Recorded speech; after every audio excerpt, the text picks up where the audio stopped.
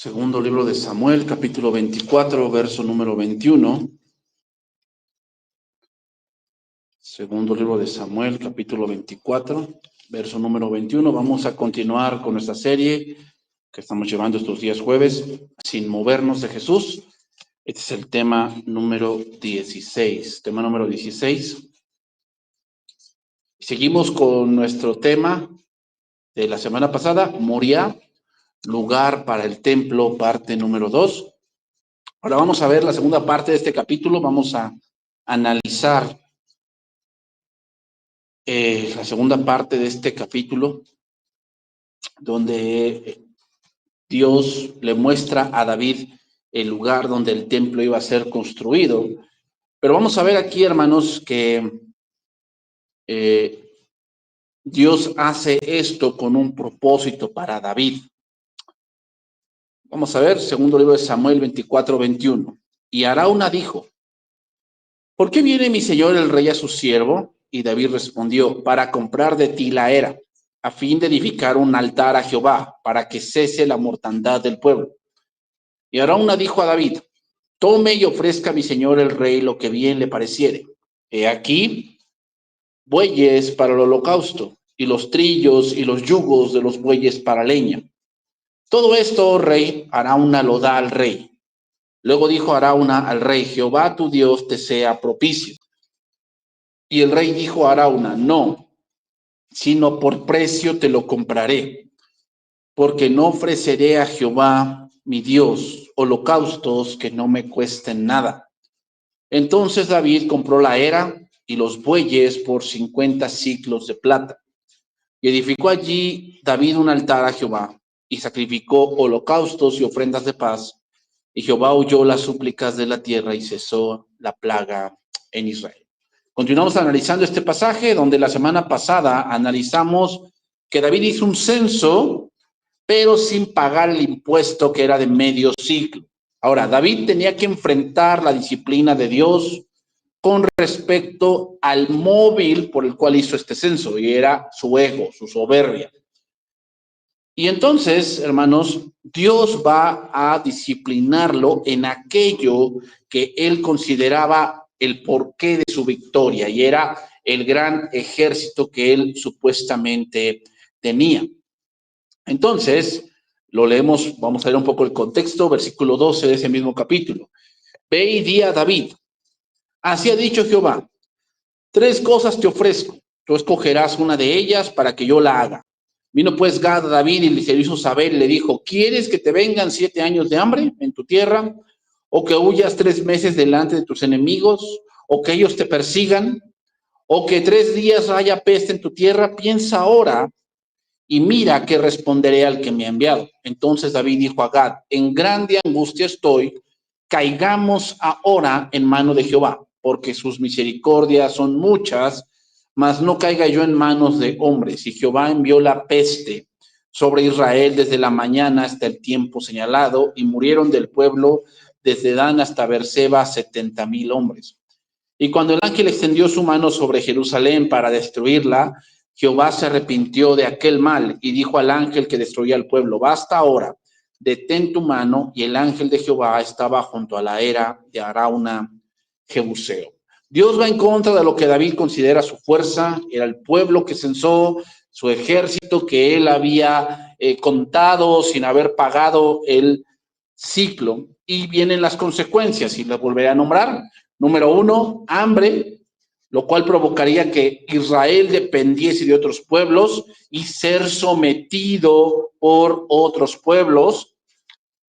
Y podemos ver entonces, hermanos, que una de las cosas por las cuales a veces el hombre se preocupa mucho es la comida y el vestido. Se invierte mucho en ello por la comida y el vestido. Y Jesucristo mismo lo dijo en Mateo 6, que no nos preocupásemos por el día de mañana. No significa que, pues estemos sin ninguna preocupación de que, pues a ver qué comemos mañana, aunque no trabaje. Y todo. Pues Dios proveerá. Saber si Dios va a proveer. Lo que está diciendo es que la comida y el vestido no puede ser el común denominador de nuestra vida. No puede ser eso. O sea, la comida y el vestido son cosas secundarias al reino de Dios. Número 2, que también se le dijo persecución, huir o perder contra sus enemigos. Y decíamos, David nunca perdió en batalla, nunca perdió la batalla física contra algún pueblo, perdió batallas individuales. Y conocemos bien las historias de David, perdió batallas individuales, pero batallas contra sus enemigos en guerra nunca perdió. Y era poner su reputación en juego.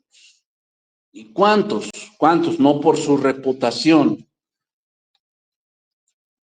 tratan de mentir y ocultar muchas cosas? Porque lo que vale para ellos es la reputación que ellos tienen. Y la tercera, que fue la que Dios mandó, una epidemia. Es decir, yo seré el que sentencie cuánto será cortado de ti. Y así fue. Versículo número 17. Y David dijo a Jehová cuando vio al ángel que destruía el pueblo: yo pequé, yo hice la maldad. ¿Qué hicieron estas ovejas? Te ruego que tu mano se vuelva contra mí y contra la casa de mi padre. Hermanos, este verso 17 es como si David volviese en sí. Cuando el hombre anda en pecado, hermanos, anda en como en una fantasía, anda como que si no entendiera lo que está ocurriendo a su alrededor, está perdiendo cosas, está actuando y tomando una decisión tras otra mal, y parece que no le cae el 20. Y el ejemplo es el hijo pródigo. El hijo pródigo tomaba una decisión, primero tomó la decisión de rebelarse, después tomó la decisión de malgastarlo todo, después tomó la decisión de venderlo todo, después tomó la decisión de irse a un lugar apartado y tomó la decisión de vivir una vida perdidamente, y dice que hasta que estuvo con los cerdos, dice que volvió en sí. Cuando alguien está en el pecado, hermanos, tiene una realidad que no es la verdadera. Tiene una realidad distorsionada de lo que es la verdad. El pecado hace esas cosas. Entonces, parece como que en este verso 17, David vuelve en sí y vio en verdad su grande maldad y vio en realidad lo que Dios quería lograr con la disciplina. Entonces, hermanos, Moriah nos enseña, el monte Moriah nos enseña que tanto la disciplina como la prueba tienen un propósito específico. Ya vimos anteriormente la prueba con Abraham. ¿Y cuál era el propósito específico? Ponernos de ejemplo a Abraham como un hombre de fe. Y Jesucristo lo resalta más adelante diciendo: todo aquel que quiera ser mi discípulo debe tomar su cruz cada día. Abraham tomó su cruz en ese momento, cual sacrificó todo por Cristo. Y la disciplina debe llevarnos al mismo punto, hermanos. Al mismo punto. ¿Cuál? Que ahorita lo vamos a ver. En todo esto vemos, hermanos, la paga terrible del pecado. El diablo puede hacer que el mal nos parezca llamativo, pero una vez que nos lleva a cometerlo, estamos completamente solos con las consecuencias. Satanás te va a decir: haz esto, vas a obtener esto, vas a hacer esto, vas a ser importante, pero cuando vengan las consecuencias, Satanás te dejará solo para que las vivas. Versículo 18, segundo libro de Samuel 24, 18. Y Gad vino a David aquel día y le dijo: sube y levanta un altar a Jehová en la era de Arauna Jebuseo. Y subió David conforme al dicho de Gad, según había mandado Jehová. Y Arauna miró y vio al rey y a sus siervos que venían hacia él. Saliendo entonces Arauna, se inclinó delante del rey, rostro a tierra. Lo que sorprende en estos versos, hermanos, es el respeto de Arauna. Arauna no era israelita. Arauna era parte del pueblo que antes habitaba en Jerusalén. La tierra no fue conquistada por guerra, como la demás tierra de Arauna, de los jebuseos, sino fue conquistada por dinero. ¿Sabe qué quiere decir eso, hermanos? La era de Arauna Jebuseo es una muestra de lo que es la gracia. vamos a analizar un versículo o dos versículos con respecto a esto que Arauna hizo. Primeramente, Romanos 8:12. Romanos 8:12. Vamos a analizar esto que hizo Arauna con respecto a cuando se enfrenta con David. Poniendo en esto, Arauna no era parte de Israel, en el sentido de haber nacido israelita, de padres, no tenía esa parte. Arauna era parte de otro pueblo que había sido conquistado, y tal vez la era de Arauna Jebuseo era lo último que quedaba de ese pueblo. Pero la tierra de Arauna no fue conquistada por la guerra, sino comprada por dinero. Comprada por dinero. Dice ahí, así que hermanos, deudores somos, Romanos 8:12, no a la carne, para que vivamos conforme a la carne. Porque si vivís conforme a la carne, moriréis. Eso fue lo que hizo David. David es el ejemplo de eso. Arauna y David son lo que hoy vemos como la ley y la gracia. David vivía en un tiempo donde él tenía la cosmovisión de la ley. ¿Cuál era la cosmovisión de la ley? El que hace mal, le va mal, el que hace bien, le va bien. Esa es la cosmovisión de la ley. Entonces, dice, mas si por el Espíritu hacéis morir las obras de la carne, viviréis. Porque todos los que son guiados por el Espíritu de Dios, estos son hijos de Dios. Pues no habéis recibido el espíritu de esclavitud para estar otra vez en temor. ¿Cuál era el punto de David cuando vio toda la mortandad del pueblo? Temor. Sino que habéis recibido el espíritu de adopción por el cual clamamos Abba Padre. El Espíritu mismo da testimonio a nuestro espíritu de que somos hijos de Dios. ¿Cómo es esto, hermanos? Bueno, según el contexto del pasaje y del capítulo 8 de Romanos, significa que el Hijo de Dios va a hacer las cosas de Dios porque esa es su naturaleza. Y lo podemos ver con Arauna. Arauna no sabía tal vez de la peste que azotaba al pueblo, tal vez sí. Muchos dirían, oye David, pues ¿qué esperas para hacer el sacrificio? No, pues toma la era y toda la cosa. Sin embargo, como Arauna es una muestra de la gracia, como dice el texto de Romanos, si vivís conforme a la carne, moriréis. Esto era David. Había actuado en la carne, ahora estaba muriendo el pueblo. Arauna estaba entre el pueblo y veamos, él ofreció todo. La era que Arauna tenía, hermanos, era un lugar donde se sembraba. Por eso le ofreció los bueyes, le ofreció los yugos. ¿Por qué? Él estaba dando por hecho que el terreno ya no iba a ser utilizado para ser sembrado. Pero veamos lo que hizo Arauna. Arauna dio todo. Eso es la gracia, hermanos.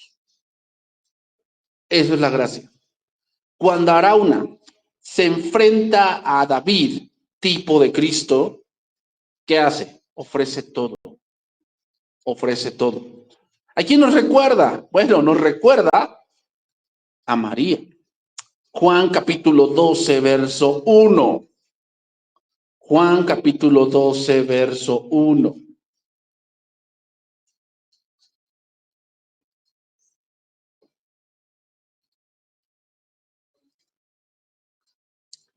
Dice ahí, 6 días antes de la Pascua, vino Jesús a Betania, donde estaba Lázaro, el que había estado muerto y a quien había resucitado de los muertos.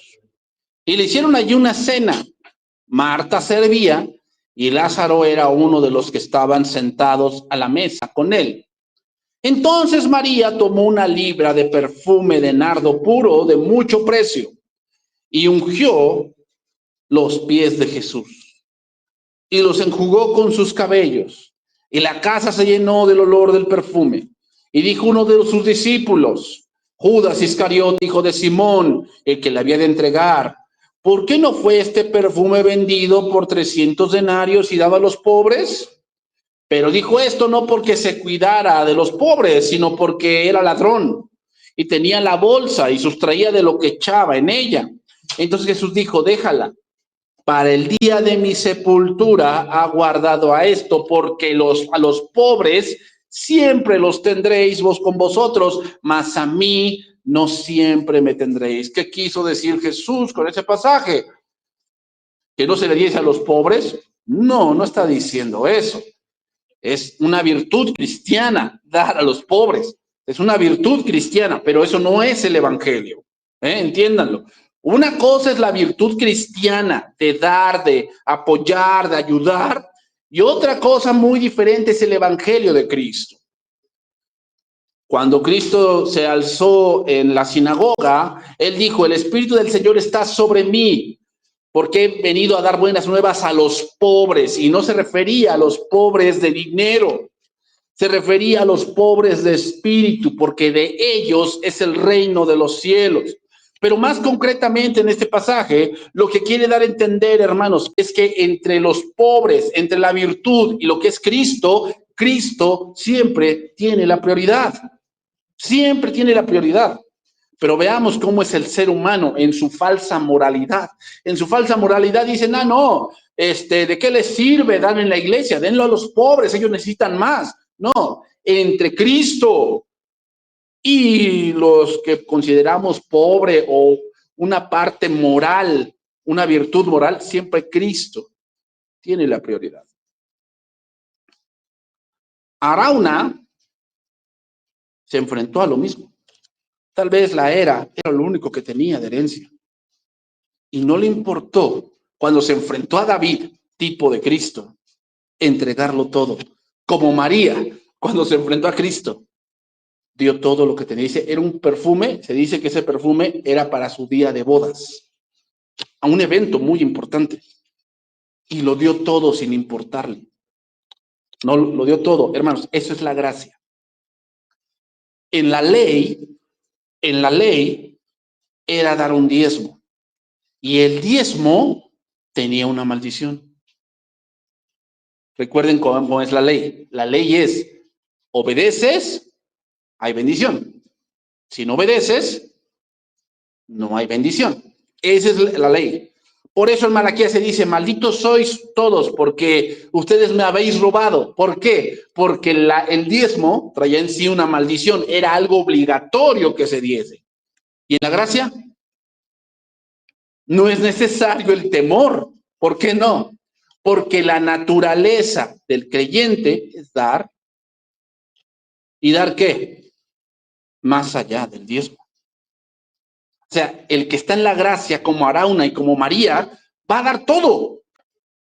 Va a dar todo. Y no nos referimos a dinero, sino nos referimos a nuestra vida.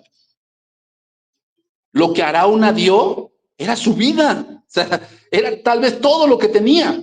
Y María dice que era el salario de un año. El salario de un año. Alguien que pertenece al verdadero Israel, hermanos, ve a Cristo y ofrece lo más valioso que tiene. Tal vez ahora tú eres joven y tal vez lo más valioso para ti es vivir la vida. Si tú eres del verdadero Israel, vas a entregar eso a Cristo. Señor, aquí están mis fuerzas, porque sé que un día ya no lo voy a tener. Y ofreces lo más valioso que tienes. O sea, lo más valioso que tienes no es cuánto tienes en el banco. Lo más valioso que tienes eres tú, tu persona. Segundo libro de Samuel, capítulo 24, verso 21. Y Arauna dijo: ¿por qué viene mi señor el rey a su siervo?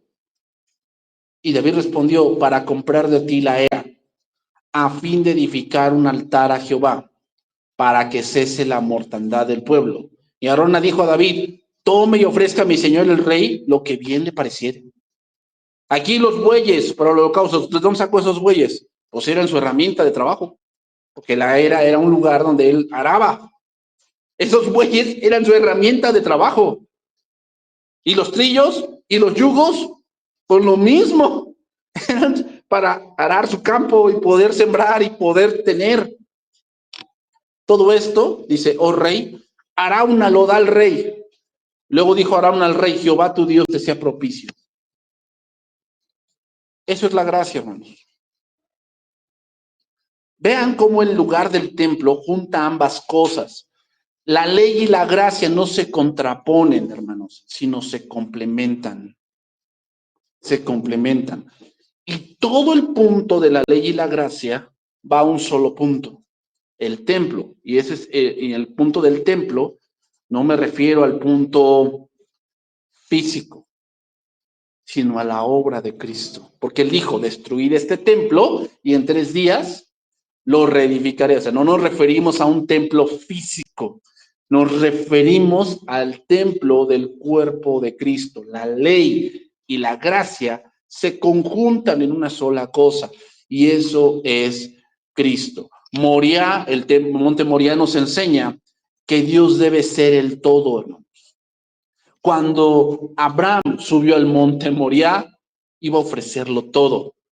¿Qué era todo? Su hijo. Su hijo, en el cual se le había dicho que en Isaac te sería llamada descendencia. Sucedió con Abraham, sucedió con Arauna, y Dios espera que en la iglesia suceda lo mismo. Hermanos, Dios espera una entrega voluntaria, y no por lo que nos da, simplemente porque Él es Dios. Sin embargo, hermanos, hace falta un ingrediente a la entrega de Arauna, y eso se aprende de la ley. Y David lo dijo. Y el rey le dijo a Arauna, versículo 24, no. O sea, hay mucha gente que es, o sea, ustedes ven a las, yo lo veo con la gente mayor que es católica. La gente mayor que es católica es bien devota, o sea, dedicada. Y de dónde sacan el dinero no lo sé, pero se va a bautizar su nieto y hacen un fiestón y adornan la iglesia y compran un gran becerro y mucha barbacoa y muchas cosas, o sea, son devotas.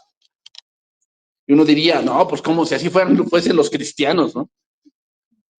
Pero hace falta un ingrediente más ahí, hermano. O sea, no es solamente dar por dar, o sea, que yo me desprenda de cosas, porque hay gente muy desprendida, ¿no? En el mundo, o sea, que no es cristiana y da muchas cosas, ¿no?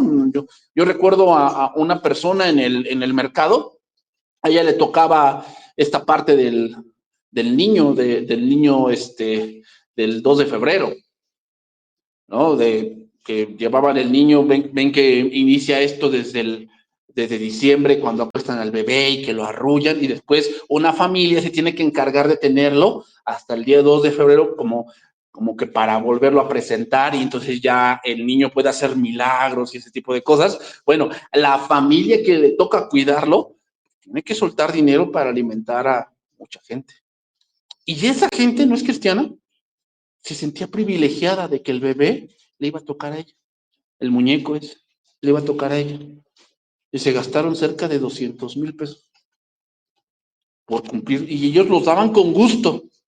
Con gusto. O sea, dicen, no, es que es un privilegio que nos den a nosotros el muñequito ese. Es un privilegio y ya vimos y vamos a gastar y vamos a comprar y todo y X, Y, Z. Le dije, wow, ¿no? Creo que hasta a mí me la gana. Yo no he gastado esa cantidad, tal vez de un solo golpe. Pero hace falta un ingrediente más a eso, hermanos. O sea, no es solamente desprenderse y gastar y toda la cosa, no. Falta una cosa más. Y es, si no por precio te lo compraré, porque no ofreceré a Jehová, mi Dios, holocaustos que no me cuesten nada. Holocaustos que no me cuesten nada. Dice en traducción viviente, no, sino que insisto en comprarla. No le presentaré ofrendas quemadas al Señor mi Dios que no me hayan costado nada.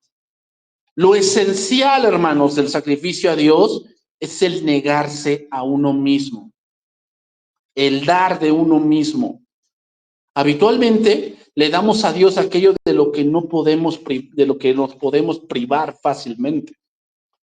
Hay cosas que podemos dar fácilmente y no nos duele darlas, está bien, pero Cuando dejamos de comprar o hemos dejado de comprar algo que deseamos porque hemos querido darle algo a nuestro Salvador, ¿cómo es nuestra actitud? Ese es el punto, hermanos. Privarte de algo fácil es muy fácil. Sí, va, lo doy. Pero cuando el tiempo de Dios interfiere con tus planes, ¿cuál es tu pensamiento ahí? Ese es el sacrificio que Dios está buscando de ti. No hablamos de dinero. Una de las cosas que más tenemos como valioso es nuestro tiempo. ¿Eh? Es nuestro tiempo. Una de las cosas que más tenemos como valioso es nuestra diversión. ¿Sí? Y divertirse no es malo. Pero cuando las cosas de Dios interfieren con mi diversión, ahí tienes que decidir qué va a pasar ahí. ¿Vas a dar un holocausto que te cueste o que no te cueste? Ah, pues lo que no te cuesta, pues lo das. Bye, está bien. Pero lo que sí te cuesta, lo que sabes que interfiere,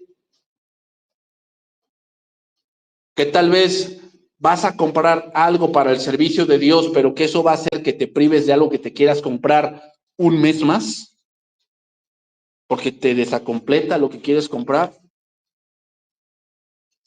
Hermanos, no importaba que David tuviese muchas riquezas y que el gasto de comprar la era no significase un gran gasto para David, ¿qué le podría costar comprar una era? La actitud y las palabras de David son de un significado tremendo para los adoradores del día de hoy.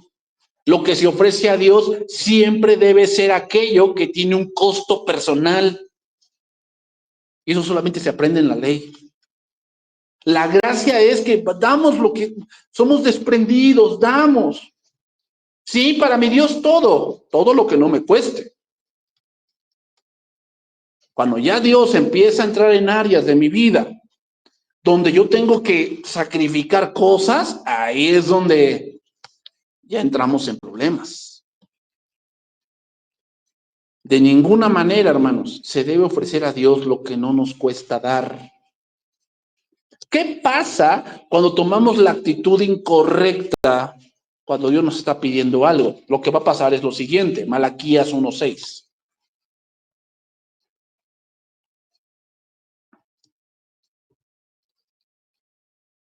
Malaquías 1:6. Los hermanos, Dios espera de su pueblo que Él sea la prioridad.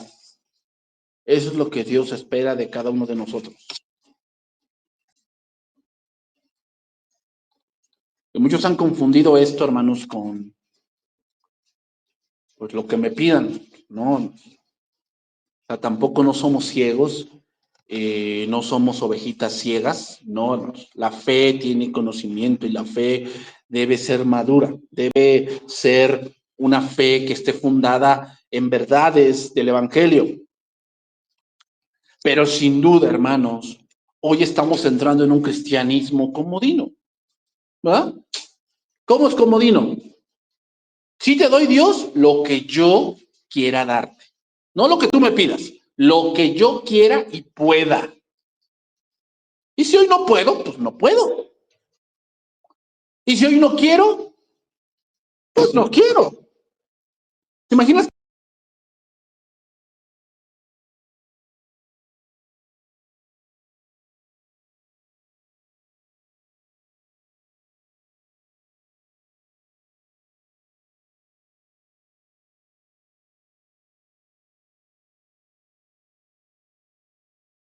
Hijo honra al padre y el siervo a su señor. Sí, pues yo soy padre. ¿Dónde está mi honra? Y si soy señor, ¿dónde está mi temor? Dice Jehová de los ejércitos, a vosotros, oh sacerdotes, que menospreciáis mi nombre y decís, ¿en qué hemos menospreciado tu nombre? O sea, a ver, dinos, Señor, ¿por qué? ¿Por qué nos haces esa demanda si yo pienso que estoy haciendo las cosas bien? Dice, en que ofrecéis sobre mi altar pan inmundo. ¿Qué significa pan inmundo? O sea, es un pan que no se han dado el trabajo de examinar que esté correcto delante de Dios. A ustedes les vale, así como vaya. totales para Dios. Y dijisteis, ¿en qué hemos deshonrado? ¿En qué te hemos deshonrado?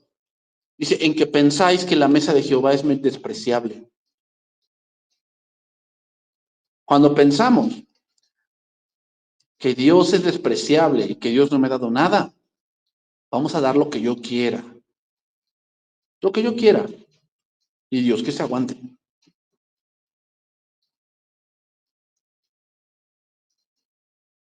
Para Dios siempre hay una excusa. ¿Por qué? Para Dios siempre hay una excusa. Porque no hemos entendido lo que Dios debe ser para nosotros. No lo hemos entendido. Y como no lo hemos entendido, pensamos que es poca cosa. O sea, yo decido qué quiero hacer y qué quiero darle a Dios. Y si no se lo quiero dar, ¿por qué se lo he de dar? Ya veré cuándo. Versículo 8. Y cuando ofrecéis el animal ciego para el sacrificio, ¿no es malo? ¿No es malo? Asimismo, cuando ofrecéis el cojo o el enfermo, ¿no es malo? O sea, lo que quiere dar a Dios a entender es esto. Ustedes me toman a mí como que yo necesito de ustedes. Porque cuando empezamos a ofrecer cosas que no nos cuestan, hermanos, es porque pienso que yo le hago un favor a Dios. Yo le estoy haciendo un favor a Dios, ¿eh? Por eso le doy lo que pueda, lo que yo quiera. Y cuando Dios te dice, no, yo requiero esto. No, Señor, o sea, eso no. Si quieres, te puedo dar esto. Dice, y preséntalo pues a tu príncipe, o sea, a tu jefe, a tu maestro de ceremonias, o preséntalo ahí al director de obras, allá al jefe de tu trabajo. ¿Piensas que llegas allí, que la escuela te diga, tu horario es de tal a tal? No, no, yo no puedo. O sea, yo entrar a las 7 de la mañana, no, yo no puedo. Si quiere, entro a las 12. ¿Qué te va a decir la escuela? Pues no vengas. ¿Ah? Oye, ya firmaste un contrato y tu contrato dice que de 9 a 4. No, yo no puedo entrar a las 9. Si quiere, yo puedo ofrecer esto. ¿Qué te dice? Pues gracias. Pues gracias. ¿Por qué le damos un valor a esa parte? Porque según nosotros obtenemos algo, ¿no? Un salario, conocimiento, un título, y le damos ese valor. El problema es que pensamos que Dios no nos da nada a nosotros. Por eso no le damos valor al servicio, no le damos valor a lo que es de Dios. ¿Por qué no? Porque pensamos que Dios no me da nada con esto. O sea, que yo vengo aquí y yo no saco nada. Pues te equivocas. Porque dijo Cristo en Juan 6, las palabras que yo hablo son espíritu y son vida. Lo que haces allá en el mundo no es vida.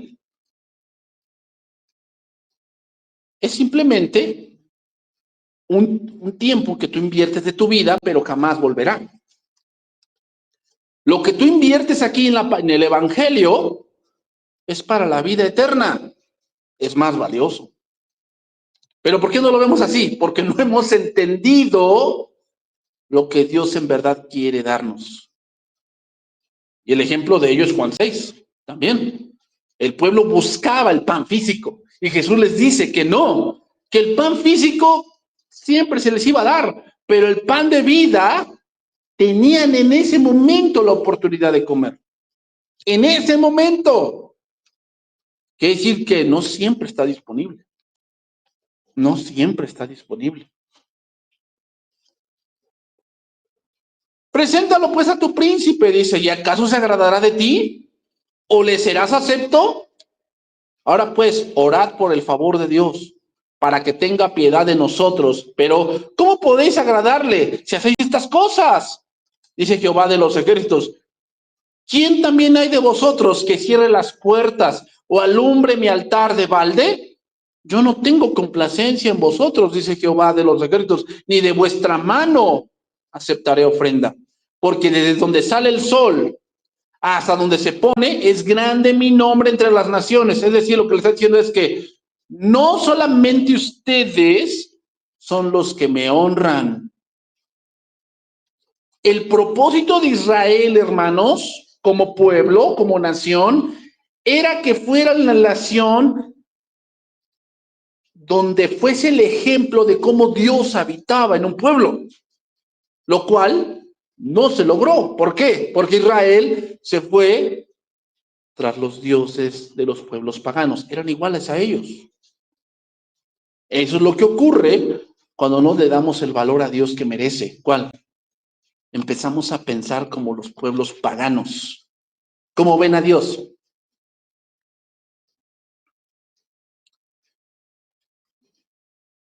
Ayer viendo un video en YouTube decía un hombre, trajo a su hijo al hospital y le dijo, su hijo está muy mal y vamos a hacer lo posible y lo que Dios diga. Y él dijo, soy ateo, pero ahora voy a creer en un milagro. O sea, vean cómo es el hombre. O sea, el hombre es, Dios actúa cuando yo te necesite, pero mientras vivo mi vida como quiero. Vivo mi vida como un pagano y vivo mi vida retándote, pero cuando yo te necesite, necesito un milagro.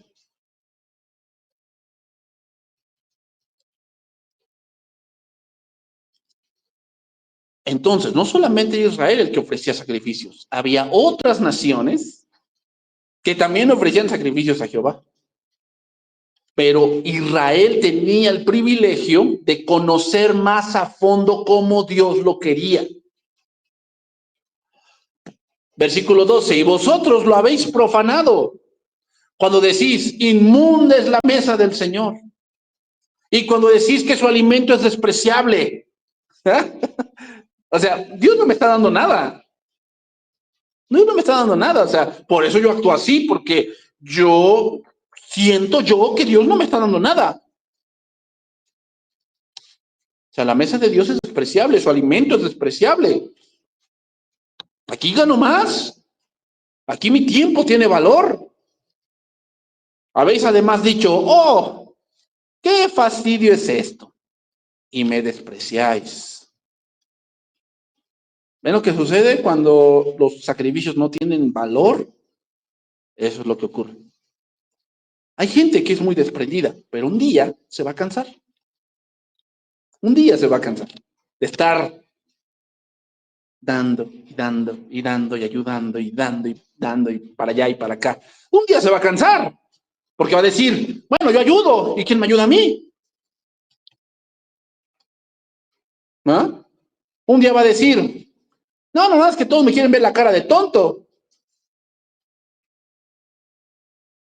Que sí, hermanos, hay gente muy desprendida, pero eso no es suficiente. Tiene que ser algo que nos cueste, es decir, tiene que ser con la actitud correcta. Y si lo estás haciendo con la actitud de que para que vean que yo soy bien bueno, eres como el mundo. Porque el mundo hace lo mismo.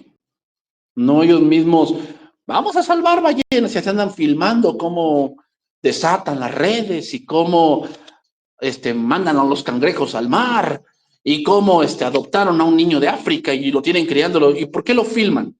Pues para que vean la gente que eres bien piadoso. Pero dijo Dios, pues ya tienes tu gloria, ya tienes tu recompensa.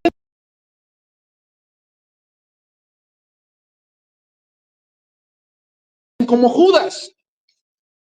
Dice, no, no es que él cuidara de los pobres. No, ¿por qué creen que la gente hace fundaciones? Futbolistas haciendo fundaciones. Los del tenis hacen fundaciones. ¿Por qué?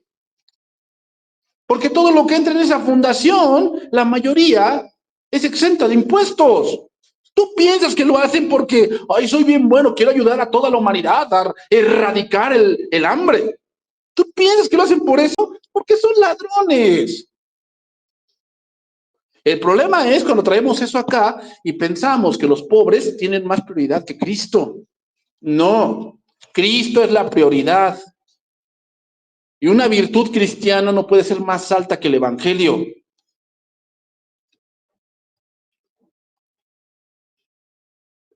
Porque estaríamos diciendo que el evangelio de Cristo es despreciable, que es el pan de vida con relación a cosas que el mundo también hace.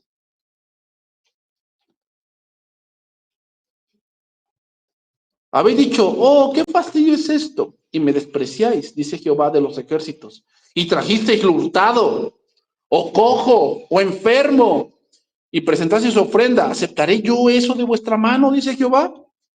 Maldito el que engaña, dice ahí. El que teniendo machos en su rebaño, promete y sacrifica a Jehová lo dañado. O sea, como este dañado no me cuesta, pues adelante, llévate los 6 si quieres. Pero cuando se trata del macho engordado, cuando se trata de mi tiempo, cuando se trata de los mejores años de mi vida, cuando se trata de una inversión fuerte en mi estudio personal de la palabra, ahí sí, Señor, espérame tantito. Con eso no te metas. Y así, ¿no? Que se haga la voluntad de Dios en el campo de mi vecino. Porque yo soy gran rey, dice Jehová de los ejércitos, y mi nombre es temible entre las naciones. Hermanos, el verdadero adorador es aquel que ofrece lo que le cuesta y que está dispuesto a ofrecer más de lo que se requiere. Hay que notar, hermanos, que Dios había pedido a David únicamente que erigiera un altar en la era de Arauna. Sin embargo, David fue más allá. ¿Se dan cuenta? Dios nada más le dijo, haz un altar. Él podía haber dicho, ¿sabes qué, Arauna? Vengo a edificar un altar aquí a tu era, déjame edificar el altar y bye bye. No, él fue más allá. ¿Qué? Voy a comprar esta era. Compró el lugar para levantar allí un altar. David quiso ser dueño de aquel lugar que Dios había escogido para levantar el altar.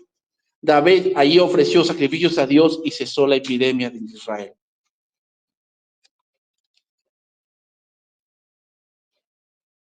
¿Se imaginan que David ya compró la era y Salomón, cuando viene después, ocupa esa era para edificar el templo? Y fue algo rápido. ¿Por qué?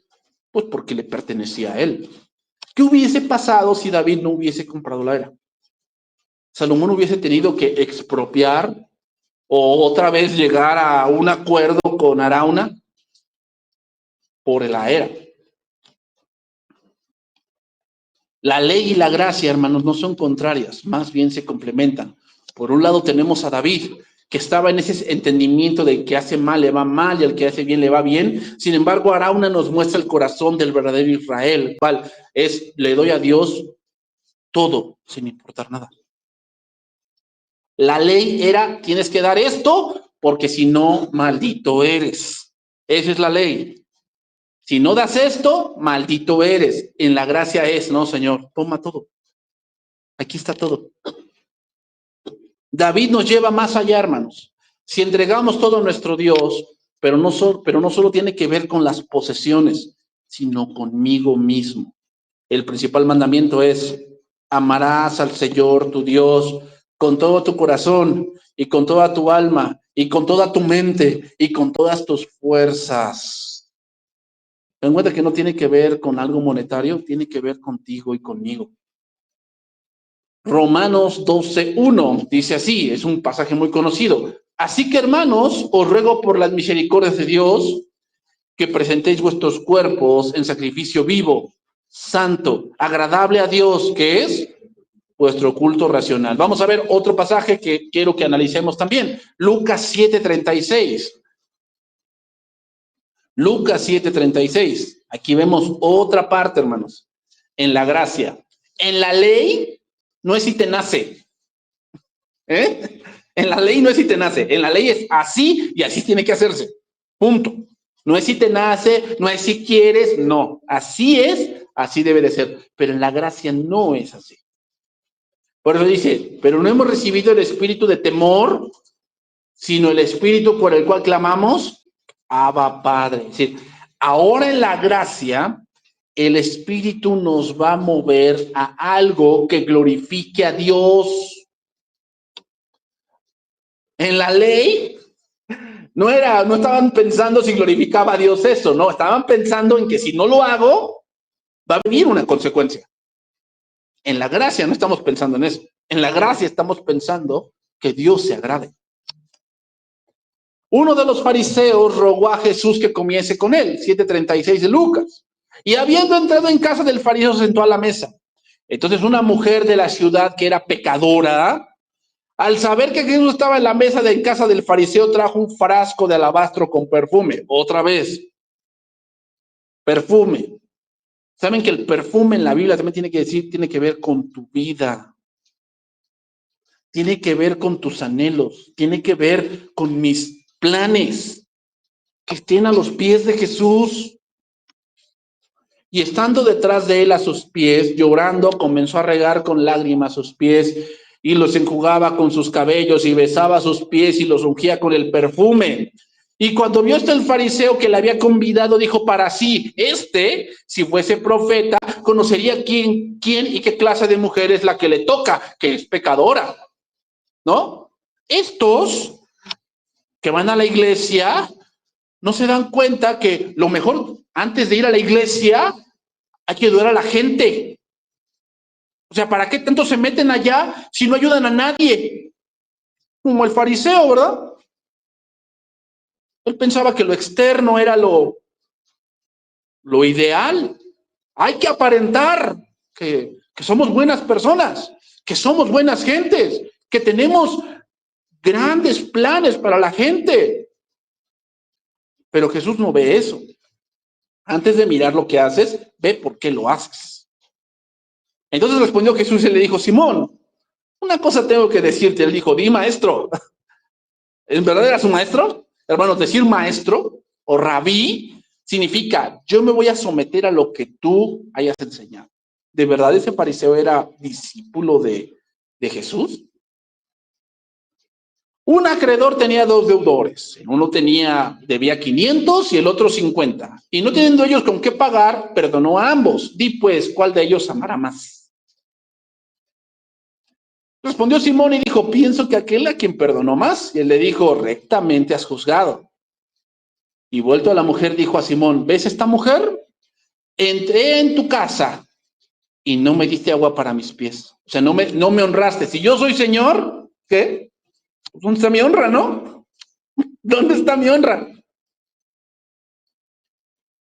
¿Sí? Sí, Señor, yo te puedo invitar a mi casa, pero que te lave los pies, eso no. Hermanos, podemos hacer cosas, pero si no hay sacrificio, no importa. Estás diciendo que eso que haces para Dios es despreciable, aunque lo hagas. Mas esta ha regado mis pies con lágrimas y los ha enjugado con sus cabellos. ¿Por qué menciona eso Jesús? Porque sin duda esta mujer no tenía más que ofrecer, era todo lo que tenía. ¿Qué? Ella misma. No tenía otra cosa. Y Simón, que tenía todo, despreciaba a Jesús. No me diste beso, mas esta, desde que entré, no has dejado de besar mis pies. No ungiste mi cabeza con aceite, mas esta ha ungido con perfume mis pies. Por lo cual te digo que sus muchos pecados le son perdonados. Dice ahí, porque amó mucho. Ese es el punto de la gracia. ¿Saben por qué el cristiano se desprende de todo? Porque ama. Cuando amas a Dios, no importa. A un enfermo lo vas a hacer. ¿Por qué? Un ejemplo absurdo, pero cuando tú tienes a tu novia o a tu esposa y la amas en verdad, aunque estés enfermo, quieres verla o quieres verlo, aunque estés enfermo, ¿por qué? Porque lo amas. Cuando tú amas de verdad a Dios, te va a importar. Señor, sí, me siento con debilidad hoy, sí, pero te amo y voy a hacerlo. Y no para que vean que soy un mártir, no, porque tú lo mereces. Y a veces no hemos entendido eso. Y a veces por eso ponemos otras cosas por encima de lo que Dios es. ¿Por qué? Eso se le llama idolatría. Cuando amas más algo más que a Dios, se le llama idolatría. Mas aquel a quien se le perdona poco, poco ama. Ella le dijo, tus pecados te son perdonados. Y los que estaban juntamente sentados a la mesa comenzaron a decir entre sí, ¿quién es este que también perdona pecados? Pero él dijo a la mujer, tu fe te ha salvado. Ve en paz. ¿Se dan cuenta? Ellos, los que estaban a la mesa, le daban más importancia a quién era ella que lo que había ocurrido con ella. Para ellos, ella seguía siendo una pecadora. Seguía siendo una pecadora. No la bajaban de ahí. Desde ese momento seguía siendo lo mismo, pero para Dios, ella estaba justificada. Hermanos, cuando amamos a Dios, no es para impresionar a la gente, es porque amamos a Dios. No es para impresionar a la gente que hacemos las cosas, porque pues de pecador no te van a bajar. Así hagas otras cosas, de pecador no te van a bajar.